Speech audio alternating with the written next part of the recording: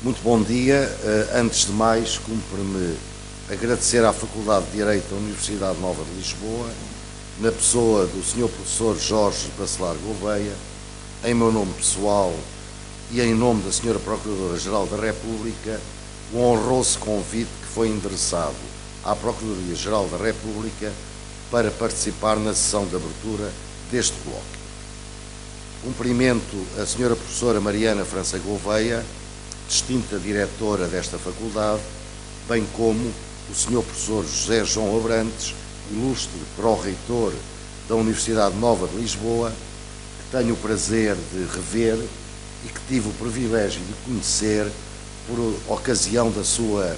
participação em inúmeras ações de formação contínua que organizei enquanto docente e coordenador da área do trabalho e da empresa do Centro de Estudos Judiciários.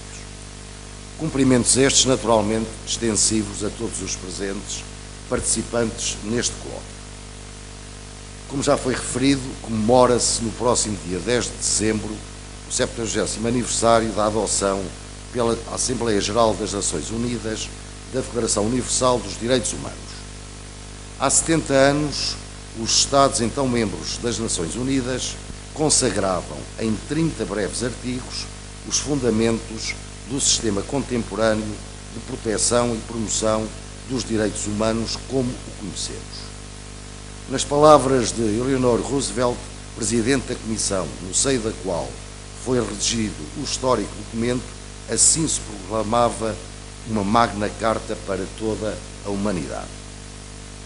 Não sendo por si um documento legalmente vinculativo para os Estados, a Declaração Universal dos Direitos Humanos serviu como base para os 2 tratados das Nações Unidas sobre direitos humanos aprovados em Nova Iorque em 7 de outubro de 1976, o Pacto Internacional dos Direitos Civis e Políticos e o Pacto Internacional sobre os Direitos Económicos, Sociais e Culturais, ambos ratificados por Portugal.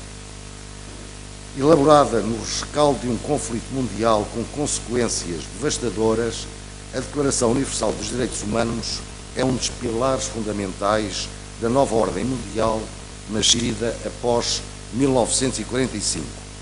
visando assegurar o respeito da dignidade humana em todas as circunstâncias e em todos os aspectos. Em 1948 estava ainda fresca a memória dos terríveis efeitos que o exercício arbitrário e desmedido do poder do Estado pode ter, não só dentro das suas fronteiras e face aos respectivos cidadãos, mas igualmente ao nível da paz e da segurança internacionais. Pelo que urgia estabelecer limites a esse poder e definir as condições indispensáveis a uma vida digna através do reconhecimento de direitos universais inalienáveis a todas as pessoas e em todos os lugares. Hoje, como há 70 anos, as exigências de justiça, segurança, dignidade e satisfação das necessidades básicas da vida continuam a ser comuns a todas as pessoas e em todos os contextos. O incumprimento destes imperativos gera inevitavelmente enorme instabilidade em qualquer sociedade e coloca-nos mais próximos de cenários de tragédia que, infelizmente, se têm repetido com demasiada frequência na história da humanidade. E continua hoje, tão atual como sempre, a laboriosa e exigente tarefa que incumbe aos Estados e seus agentes de assegurar a realização para todos, em condições de igualdade, dos direitos consagrados na Declaração Universal, de natureza muito diversa, mas que visam no seu conjunto salvaguardar a dignidade humana em todas as suas dimensões. O advento das novas tecnologias e as transformações operadas pelas mesmas no mundo globalizado e em constante mutação em nada alteram a natureza da pessoa nem a necessidade de respeito e proteção da respectiva dignidade, mas suscitam novos desafios a estas tarefas ao mesmo tempo que oferecem novas oportunidades que importa aproveitar. Sendo certo que os direitos humanos não são, nem nunca foram, verdadeiramente uma realidade para todas as pessoas no mundo,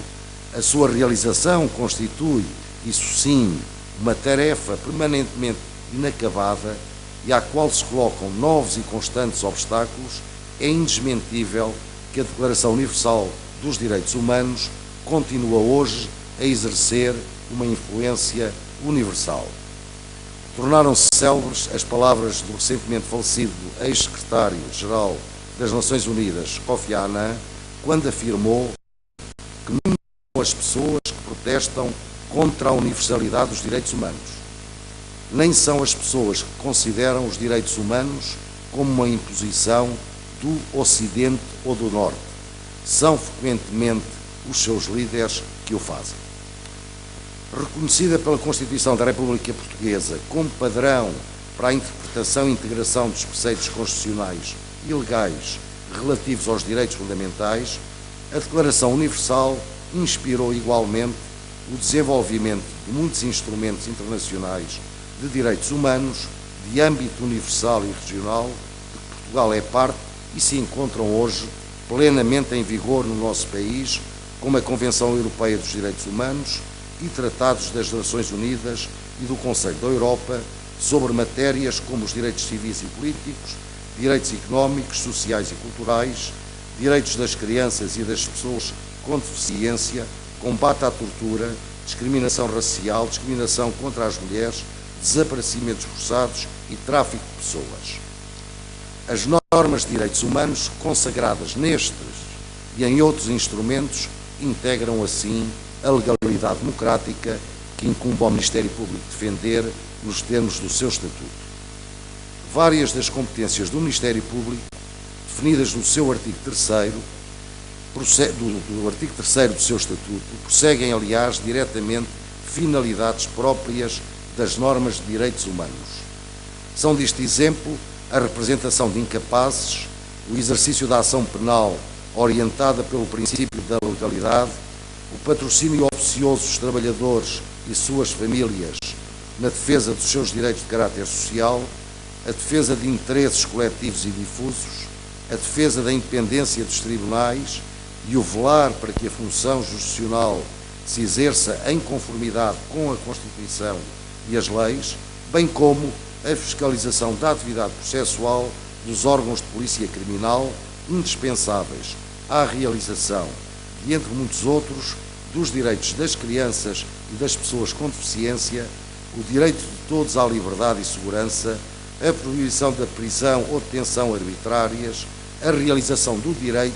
a um julgamento justo ou o exercício de direitos sociais. Na realidade, dada a indivisibilidade e interdependência de todos os direitos humanos, hoje no momento reconhecidas, o cumprimento das atribuições do Ministério Público nas diversas áreas da sua competência assume-se como parte integrante e relevante da sua realização. Realização que é complementada com a ação do Gabinete de Documentação e Direito Comparado, criado na Procuradoria-Geral da República em 1980, o qual, além de fornecer informação e consultoria especializada em direitos humanos e a entidades públicas e privadas, desenvolve inúmeras atividades de educação e formação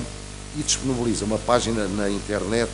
com um importante acervo de informação em língua portuguesa sobre as mais variadas áreas dos direitos humanos.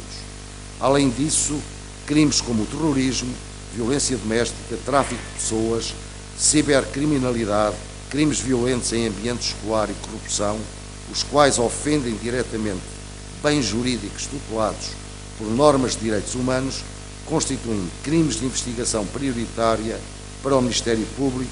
de acordo com as diretrizes e instruções genéricas emitidas para os magistrados.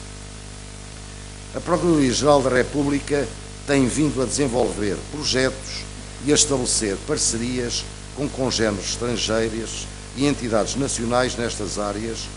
contando atualmente um gabinete de cibercrime muito ativo no combate a formas de criminalidade cometidas com recurso a novas tecnologias e suscetíveis de ameaçar os direitos de um grande número de pessoas.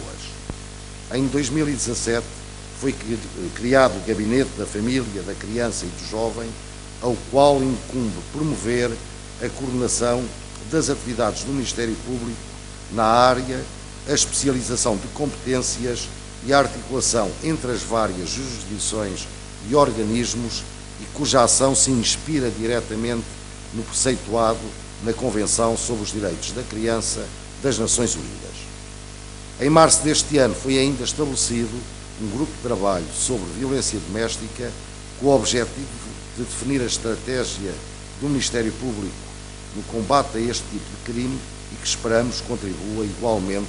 para o cumprimento de obrigações impostas ao Estado português por tratados como a Convenção do Conselho da Europa para a prevenção e o combate à violência contra as mulheres e a violência doméstica.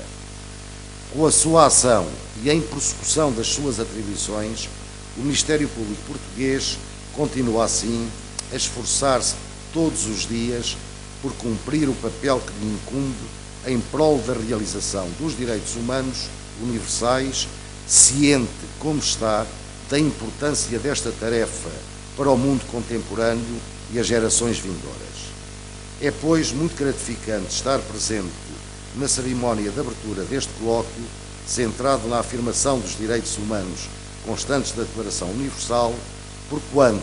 celebrar a afirmação de direitos e princípios tão importantes para a humanidade é também uma forma de manifestarmos o nosso compromisso com a sua realização. É ainda ciente de que nenhum direito pode ser dado como definitivamente adquirido, nem mesmo no que respeita aos direitos humanos, que na qualidade de representante da magistratura do Ministério Público, reafirmo o compromisso desta magistratura no desempenho de um papel ativo e relevante na defesa de tais direitos. Termino formulando votos dos maiores êxitos nos trabalhos deste colóquio e na reflexão que o mesmo convoca. Muito obrigado pela vossa atenção.